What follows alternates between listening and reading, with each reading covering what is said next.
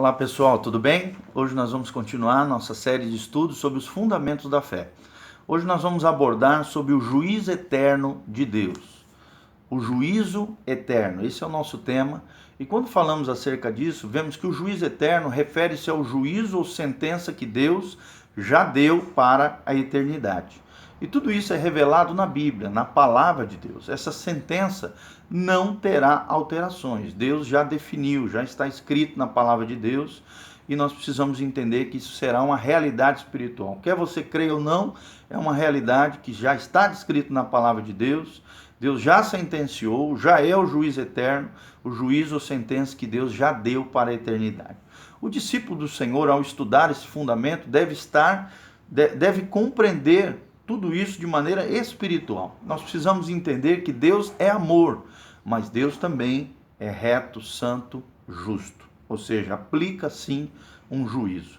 O seu juízo é manifestação também do seu amor e da sua santidade. Nós precisamos ter essa perspectiva do amor de Deus, mas também do juízo de Deus. É um aspecto que está intrínseco ao seu amor, né? É a manifestação do seu amor e da sua santidade. Então, precisamos ter uma visão correta acerca de quem é Deus. Quem não corresponde ao seu amor e santidade, infelizmente, entra em juízo, porque Deus é justo, Deus é justiça, Deus é retidão, Deus é santidade. Por isso devemos viver com temor e tremor, um santo tremor diante de Deus e dos homens, né? Precisamos ter esse temor de pecar, temor de dar mau testemunho, temor de errarmos, falharmos e lutarmos com todas as nossas forças contra o pecado. Devemos andar de modo digno do Evangelho, diz a palavra de Deus. Devemos ser responsáveis pelo nosso procedimento. E isso é maturidade. Maturidade é responsabilidade. Se existe uma coisa que a Bíblia faz com o cristão, é chamar o cristão a responsabilidade diante das suas falhas, dos seus erros, dos seus pecados, diante de um conserto com Deus, de uma reconciliação, de um renovo, de uma transformação de vida. Primeira pergunta que nós gostaríamos de destacar é isso: por que o juízo? Por que Deus aplica? Por que existe o juízo de Deus? Primeiro, a palavra de Deus revela que é por causa das más obras dos homens. Nós vemos isso claramente em João capítulo 3, 19, Romanos 2, de 5 a 6, 1 Coríntios 5, 10 e Gálatas 6, de 7 a 8. Deus não vai passar a mão em coisa errada na cabeça, né? Jogar para debaixo do tapete sujeira, não. Por causa das nossas más obras, esse é o primeiro fator por que existe o juízo de Deus. Segundo fator é por causa da incredulidade do homem. Por causa da incredulidade, por causa das más obras. Marcos 16, 16 fala sobre isso. João 3,18 fala desse segundo fator, que é a incredulidade humana. E terceiro, por causa da rebeldia do homem contra Deus. O juízo de Deus é por causa dessas três coisas: as más obras dos homens, as iniquidades, os pecados, os erros.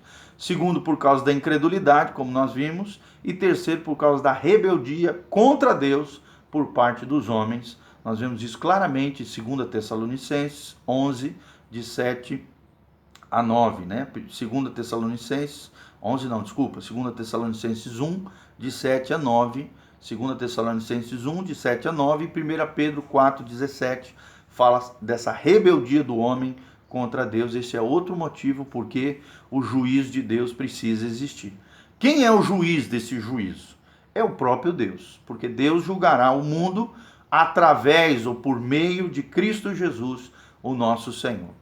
João 5,22 fala sobre isso, que Cristo é quem julgará o mundo. Deus julgará por meio de Cristo a todos aqueles que viverem uma vida contrária à palavra de Deus. Atos 17, 31 também fala sobre isso, e Romanos 2, 16 fala sobre esse juízo de Deus através ou por meio de Jesus Cristo, nosso Senhor.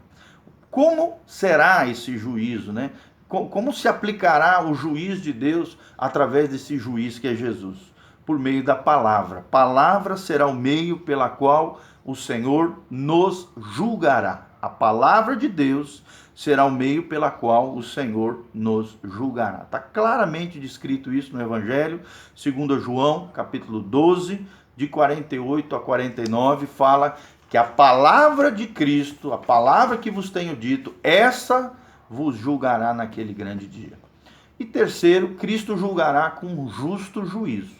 Jesus é justo, Deus é justo, Deus é justiça. Então, podemos ver aqui, revelado assim, os propósitos mais íntimos dos homens, né? Deus revelará, Deus trará à tona aquilo que estava escondido, aquilo que estava oculto. Deus irá perscrutar, irá lá no fundo, sondar o coração humano, levando todas as coisas que outrora estavam ocultas ao juízo de Deus. Nós vemos isso claramente em Atos 17, 31, em Romanos 2, 5 e 6, em Hebreus 4, 12 e 13. A Bíblia fala sobre isso, né? Que a palavra de Deus é viva e eficaz, ela é capaz de separar e discernir o espírito, a alma, né? Ela também, todas as coisas estão patentes e visíveis aos olhos de quem nós teremos que prestar conta. Nós teremos que prestar conta de tudo aquilo que fizemos, falarmos, as palavras, ações, comportamentos. Então é Cristo que julgará com justo juízo, revelando assim os propósitos mais íntimos do coração dos homens. As obras que estavam até então escondidas serão reveladas, trazidas à tona e julgadas pela palavra de Deus e pelo justo juiz, que é o próprio Deus por meio de Jesus Cristo. Então a Bíblia aponta vários juízos que classificaremos de forma cronológica, né, de forma bíblica aqui. Primeiro o juízo passado, depois o juízo presente e o juízo futuro. O juízo passado, o que é isso? Foi revelado por meio da cruz de Cristo Jesus. Quando estamos falando sobre juízo passado, estamos falando de que esse juízo foi revelado por meio da cruz de Cristo Jesus. Os pecados do crente foram julgados. A morte de Jesus condenou o mundo e salvou o crente. Claramente nós vemos isso em João 12, 31. Satanás se tornou o príncipe deste mundo. João 14, 30. O mundo jaz do maligno. 1 João 5, 19. Ou seja, o mundo está no colo de Satanás. Por isso nós não podemos flertar com o mundo, brincar com o mundo, viver segundo o curso desse mundo, viver uma vida mundana. Hoje nós vemos muito isso, muitos crentes secularizados, mundanos, sabe, crentes que não têm compromisso com o Senhor, que não amam a Jesus, estão no colo de Satanás. O mundo jaz do maligno, é isso, pertence ao diabo, a Satanás. E aqueles que vivem uma vida mundana, infelizmente, não estão debaixo do governo de Jesus, mas sim debaixo do governo de Satanás, estão no colo do inimigo. E o resultado desse juízo, né, o juízo passado, é que os nossos pecados foram então julgados e condenados, e Jesus recebeu sobre si a punição que merecíamos. Ele levou sobre si as nossas iniquidades. O castigo que era contra nós, né, o castigo que era contra nós foi lançado sobre ele, pelas suas pisaduras nós fomos sarados. Romanos 6, 23, Gálatas 3, 13 fala sobre isso, 1 Pedro 3, 18, e nós vemos aquele lindo trecho de Isaías também falando acerca disso. Estamos livres então da condenação eterna através de Jesus Cristo e por esse juízo passado que foi realizado por meio da cruz de Jesus. A natureza pecaminosa do homem também, Cristo condenou na cruz do Calvário a nossa velha natureza, ou o pecado que habita em nós. Nós vemos isso claramente em Romanos 8, 3. Ou seja, nós temos que mortificar a carne, mortificar a velha maneira de viver. Essa realidade da cruz de Cristo é uma realidade, tem que ser uma realidade na vida do crente. Como resultado, a morte e a crucificação de nossa velha natureza, inclinada ao pecado, foi revelada ali na cruz do Calvário. Romanos 6, 1 a 6, né? Romanos capítulo 6, de 1 a 6, Romanos 8 também, de 1 a 4, fala sobre isso, e Gálatas 5, 24 também fala sobre essa crucificação da nossa velha natureza inclinada para o pecado. Como Paulo, podemos afirmar: estou crucificado com Cristo, logo já não sou eu quem vive, mas Cristo vive em mim. Gálatas 5, 2, 19 e a 20, né? 19 e 20. Será que Cristo realmente vive em você? Será que você tem crucificado a sua velha maneira de viver, a sua natureza pecaminosa? Terceira verdade que nós vemos sobre a cruz de Cristo é que o diabo com a cruz de Cristo, a cruz de Cristo marcou então a derrota do diabo e das suas pretensões malignas acerca da humanidade. Nós vemos isso claramente em Hebreus 2, 14 e 1 João 3, 8. A cruz de Cristo marcou a derrota do diabo e das suas pretensões. Quando ele pensou que havia vencido, havia triunfado, na verdade ele foi envergonhado e Jesus triunfou sobre eles de maneira gloriosa. É o que diz, né, Colossenses 2,15. A autoridade de Satanás foi anulada através da cruz de Cristo, e por fim ele será lançado no lago de fogo e enxofre, consumando assim sua sentença eterna já decretada em Apocalipse 20:10. Apocalipse 20:10 fala sobre a consumação da condenação eterna de Satanás e seus demônios. A quarta verdade que nós gostaríamos de falar é o juízo presente. Falamos sobre o juízo passado, agora sobre o juízo presente. A palavra de Deus exerce importante influência na vida do crente. Juízo presente é isso. A palavra de Deus exerce importante influência na vida do crente. O juízo dos crentes, né, por si próprios. Lá em 1 Coríntios 11, 28 e 29, a Bíblia diz: examine-se o homem a si mesmo, então coma do pão e beba do cálice. Está falando de um olhar para dentro de si, à luz da palavra, julgando-se a si mesmo pela palavra, né? Olhando para dentro de si, e esse julgamento habitual deve ser feito todos os dias para descobrirmos como realmente somos e como temos andado na vida cristã. Será que você tem feito uma avaliação acerca da tua própria vida, de dentro de si, de se você tem levado as coisas de Deus a sério, se você tem vivido a vida que Jesus tem prometido para nós, se você tem mortificado a carne, vivido para Deus realmente? Isso é algo que nós temos que fazer em toda a ceia, em todo, né, participar da mesa do Senhor. Temos que, né, examinarmos a nós mesmos, como à luz da palavra de Deus, em como temos vivido, de que maneira temos vivenciado verdadeiramente o Evangelho de Jesus. O juízo de Deus sobre o crente, a Bíblia revela várias vezes em 1 Coríntios 11, de 30 a 32, em Hebreus, né, 12, de 5 a 11, a Bíblia fala sobre a disciplina, o pai que ama disciplina o seu filho, e Deus está disciplinando, julgando, tratando com os crentes, né, que infelizmente não julgam a si mesmos, não alteram, né, o seu comportamento, que deixam de se corrigir. Deus tem que, se são filhos, serão disciplinados por Deus, serão corrigidos pelo Senhor, e essa disciplina do Senhor, ela é uma disciplina bendita, porque ela tem um fator corretivo, de nos colocar de volta nas sendas do Evangelho, na senda do Calvário, no caminho eterno de Deus. É um julgamento para os crentes quando eles não julgam a si mesmos, e então, deixando de se corrigirem, Deus vem e disciplina eles, se são filhos, de maneira corretiva, através das circunstâncias, das situações, através da própria igreja que corrige, deve corrigir os seus membros, né, os discípulos do Senhor Jesus. Se você foge da disciplina da igreja, Jesus, através das circunstâncias, da dor, do sofrimento, das situações, tem que te corrigir, se você é filho, te colocar de novo no aprisco, no caminho de Deus. O julgamento do mundo pecador também, nós vemos isso claramente no presente, quando estamos falando desse juízo presente. Marcos capítulo 16, de 15 a 16, Jesus fala sobre isso. Quem não crê no Evangelho já está condenado. A consumação do seu destino será no juízo dos incrédulos, aí então no porvir, em Apocalipse 20, de 13 a 15. Então o julgamento do mundo pecador é agora, no presente. Deus está julgando aqueles que não creem no Evangelho, já estão condenados. Quem crê será salvo. Quem não crê, a Bíblia diz, já está condenado. Então não viva debaixo da condenação do Senhor. Creia no Evangelho, viva o Evangelho, viva a vida de fé que Deus prometeu para nós. Quinta coisa sobre o juízo eterno é o juízo futuro.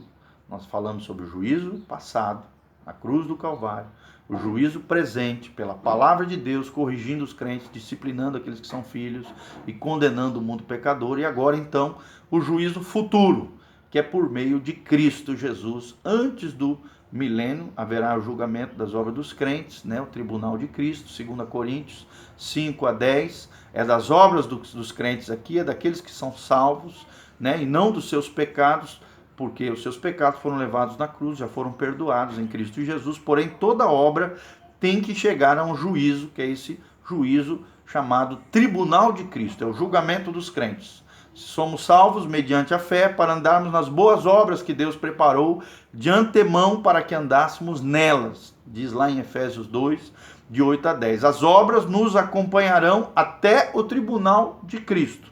onde as obras dos homens serão reveladas se verdadeiramente fizeram para a glória de Deus, com a motivação correta, para realmente servirem ao Senhor, né? As obras nos acompanharão até o tribunal de Cristo. Apocalipse 14, 13 fala sobre isso também.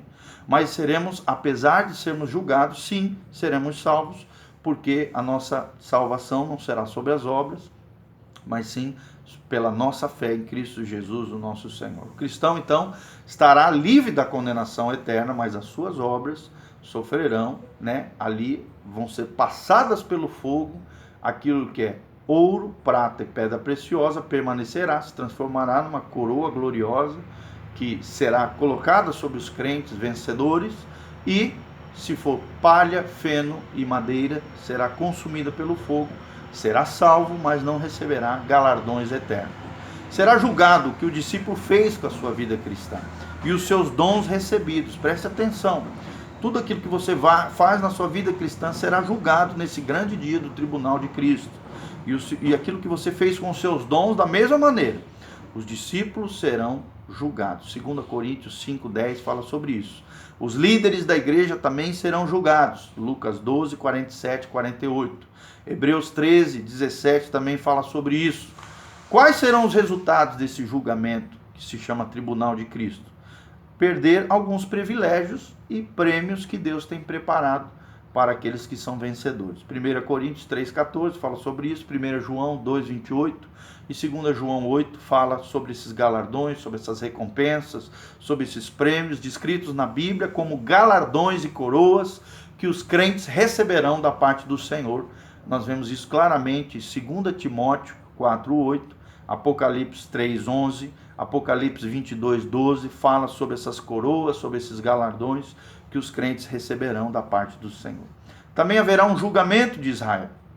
Lucas 22, 29 a 30, Ezequiel 20, 37. O povo de Israel, que estava disperso, agora estará reunido por Deus, e esses também seguirão a um juízo determinado. Quem realmente é israelita, de verdade, de coração, circunciso de coração, receberá a bênção do reino de Deus, o reino milenial, o reino que Deus preparou para nós. No Salmo 50, de 1 a 7, fala sobre essa grande promessa de Deus. Ezequiel 20, de 33 a 34. Malaquias 3, de 2 a 5. Malaquias 4, de 1 a 2, fala sobre esse grande momento profético. Hebreus 10, de 30 a 31 também fala. Quem será julgado? Os religiosos hipócritas, como diz o Salmo 50, de 7 a 15. Os ímpios serão julgados. No Salmo 50, de 16 a 21, também fala sobre esse julgamento. E a palavra afirma que muitos israelitas serão salvos no final da tribulação. Ao entrar no milênio, haverá esse julgamento, de Israel, um julgamento das nações também. Mateus 25, de 31 a 46. Qual será o local? O Vale do Megido, o Armagedon, que é essa grande guerra, de Jesus e dos seus, de Israel avivado, redimido, e também do anticristo e os seus seguidores, que fomentarão no Vale de Megido essa grande batalha conhecida na Bíblia como Batalha de Armagedon. Nós vemos isso em Joel 3:2, em Apocalipse 16:14, em Apocalipse 19, também de 11 a 21, acerca dessa grande batalha, conhecida como a Batalha do Armagedon. Quais serão os resultados? Os justos, então, entrarão, depois desse período da tribulação e esse grande reavivamento sobre Israel, no reino de Deus, no reino milenial, no reino milenar. Nós vemos isso claramente em Mateus 25, 34. Os ímpios não entrarão no reino e serão condenados ao castigo eterno. Mateus 25, 41. Que é aquele, fala claramente desse juízo dos bodes, das ovelhas, fala sobre todo esse julgamento que haverá depois dessa grande guerra chamada Armagedon. Depois do milênio, Apocalipse 20 também trata do milênio, e os versículos 7 a 15 tratam desses juízos de Deus, do diabo, sobre o diabo, e consequentemente também sobre os seus anjos, os anjos rebeldes, os demônios. Versículo 10 fala sobre isso. Mateus 25, 41 também fala sobre esse juízo. E também fala sobre o juízo sobre os incrédulos. Versículo 11 e 15 também fala, lá em Apocalipse 20, trata sobre esse juízo sobre os incrédulos. É o julgamento, haverá então o julgamento dos anjos, 1 Coríntios 6, 3. Os santos, então, irão julgar os anjos juntamente com Cristo, a quem o Pai confiou todo o julgamento. João 5,22 fala sobre isso. Lógico que esses anjos são aqueles que servem a Satanás, os demônios, conforme nos declara Mateus 25, 41. Esses anjos serão julgados. O diabo e seus anjos foram julgados na cruz, já são derrotados, já foram julgados, né? Mas aqui então serão condenados para o lago de fogo e enxofre, a morada eterna de condenação eterna para aqueles que se rebelaram contra Deus. Também haverá o julgamento dos incrédulos. A Bíblia fala claramente sobre esse juízo final, o juízo dos incrédulos, o juízo dos ímpios. Apocalipse 20, de 11 a 15. Quem será julgado? Serão o restante dos mortos, a segunda morte, a morte física e espiritual, descrita em Apocalipse 25, onde serão banidos da presença de Deus para todo sempre, julgados eternamente e lançados no lago que arde com fogo e enxofre. Aqui os mortos referem-se verdadeiramente aos incrédulos. Até então os crentes em Jesus já ressuscitaram, reinaram com 1000 anos com Cristo e estão vivos com Deus. Os mortos aqui, de Apocalipse 20, de 4 a 5, obviamente está falando sobre aqueles que não foram incluídos na primeira ressurreição, a ressurreição dos justos, a ressurreição daqueles que realmente são de Deus. João 5, 29, Atos 24, 14, Apocalipse 20, de 5 a 6. Qual é a base do julgamento desse juízo eterno, do juízo dos ímpios? De acordo com o registro das suas obras, das obras ímpias, nos livros de Deus, a Bíblia fala claramente que os livros serão abertos e os homens julgados segundo as suas obras. Haverá, segundo parece, graus de culpabilidade. Nós vemos claramente, porque Deus é justo, Deus não vai tratar de forma igual quem pecou mais ou quem, fez más obras muito mais do que os outros. Então, de acordo com o rol de nomes que não se encontraram no livro da vida, esses nomes, essas pessoas serão julgadas, e nós vemos claramente, de acordo com o rol de nomes no livro da vida, somente mediante a fé em Jesus é que nossos nomes são arrolados no céu para a eternidade. Quem não for encontrado no livro da vida será julgado por esses livros que serão abertos e, segundo as suas obras, esses homens serão julgados eternamente e lançados, punidos, condenados no lago que arde com fogo e enxofre, junto com Satanás, seus demônios, o inferno e a morte. Tudo isso será lançado nesse lugar, nessa morada de condenação eterna, de tormentos eternos por toda a eternidade. Apocalipse 20, de 12 a 15, fala sobre isso, e Lucas 10, 20 também trata sobre esse assunto. Resultado do julgamento: todos os que comparecerem diante do trono serão julgados e dados como culpados e lançados no lago de fogo e enxofre, que é conhecido na Bíblia como segunda morte. Então, entenderam? A primeira morte é a possível morte física, daqueles que já morreram, daqueles que ainda vão morrer. A segunda morte é a morte eterna, a condenação eterna, depois dos juízos eternos, depois do milênio, depois do juízo do grande trono branco. No final do perfil profético, de todo o projeto profético de Deus, onde esses serão lançados no lago que arde com fogo e enxofre. Então, nós vimos acerca do juízo final, vimos que realmente o juízo de Deus vem por causa das más obras, por causa da incredulidade, por causa da rebeldia contra Deus. Vimos quem é o juiz, O juiz é o próprio Deus, que por meio de Cristo, por meio da sua palavra, julgará todos aqueles que não se arrependerem. Cristo julgará com justo juízo. Não precisa se preocupar, o nosso Jesus, ele é um justo juiz.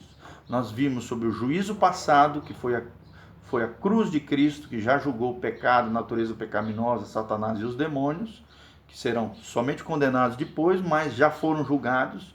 Juízo passado na cruz do Calvário. Falamos sobre o juízo presente, que é a palavra de Deus, que exerce uma importante influência julgando o crente hoje, ao se autoexaminar, ao se autocorrigir, corrigindo a si mesmo através da palavra, através das disciplinas de Deus. E falamos também sobre o juízo futuro, que é por meio de Cristo Jesus, né? Antes do milênio, nós vemos claramente o juízo sobre Israel, o juízo sobre as obras, né, dos crentes no tribunal de Cristo, falamos sobre isso, o julgamento sobre Israel, o julgamento das nações no Vale de Megido, né, no Armagedon, e depois falamos que depois do milênio também haverá esse julgamento dos anjos, julgamento dos incrédulos, que é o que a gente comumente conhece como juízo final. Tá bom? Então, toda essa parte de juízo, de julgamento, está muito claro na palavra de Deus. É claro, nós falamos de maneira básica, breve, muita informação, bastante versículos bíblicos, todos embasados na palavra de Deus, dentro daquilo que nós estamos falando, acerca desse assunto tão importante que é o juízo eterno. Deus é amor? Sim, mas Deus também é juízo, é santidade, é retidão e é correção. Então, coloque a sua vida em dia com Deus, entenda que Deus é amor, mas é santidade, retidão. Então, corrija a sua vida, viva uma vida em santidade, viva uma vida correta diante de Deus. Saiba que tudo aquilo que nós fizermos, Deus recompensará os bons e os maus, né? Os bons através dos galardões e os maus através da condenação eterna. Então, ande na linha, ande corretamente, ande com Deus, corrija a sua vida, conserte o seu coração, não aceite o pecado de maneira contínua na sua vida. Pelo contrário, o pecado na vida do crente é uma pedra de tropeço. Se você arrancar dessa pedra, nós precisamos nos levantar, arrancar essa pedra, jogar fora do nosso caminho e continuarmos prosseguindo, perseverando na graça de Deus, na força do Senhor e na bênção de Deus. Aquele que vive pecando, vive num processo cíclico chamado processo de derrota. E quando você vive em derrota, nesse processo cíclico de queda, sem se arrepender, você, mesmo que é crente que nasceu de novo, pode perder essa posição maravilhosa que é a salvação em Cristo Jesus. Então, a salvação, ela é proporcional à atitude do nosso coração diante do pecado, ou seja, com relação ao arrependimento, a mudança de vida, transformação, a libertação do jugo do pecado. E a Bíblia diz que o pecado não terá domínio mais sobre nós, porque já não vivemos debaixo da lei, mas debaixo da graça de Deus. Então viva debaixo da graça de Deus, que a graça de Deus venha sobre a tua vida, que a bênção do Senhor venha sobre você, que você realmente seja abençoado, você, a sua casa, a sua família, em nome de Jesus, sejam agraciados. A minha oração é que você viva essa vida correta diante de Deus, corrigindo, caminhando, consertando, e que a bênção do Senhor esteja sobre a tua vida no nome de Jesus. Lembre-se, Jesus está voltando. Maranata, vem, Senhor Jesus. Hoje é tempo de se arrepender, de mudar de vida, de se entregar completamente, plenamente ao Senhor, transformando a nossa vida e nosso coração e deixando Jesus governar, vivendo a vida no Espírito, debaixo do governo e da direção do Espírito Santo do Senhor. Que Deus te abençoe no nome de Jesus. Curta aí o nosso vídeo, compartilhe, multiplique essa visão extraordinária sobre o juízo eterno de Deus, e que a bênção do Senhor venha sobre você, sobre a tua casa e sobre a tua família. Em nome de Jesus. Amém e amém. Beijo do pastor Giovanni. Curta aí, facebook.com/meditando em Deus, nosso projeto que visa edificar e abençoar a sua vida. E também o nosso canal PR Giovanni, compartilha. Temos mais de 3.000 inscritos, vamos crescer cada dia mais para a glória de Deus, para a honra e glória do Senhor. E que Deus te abençoe no nome de Jesus. Amém. Valeu, galera.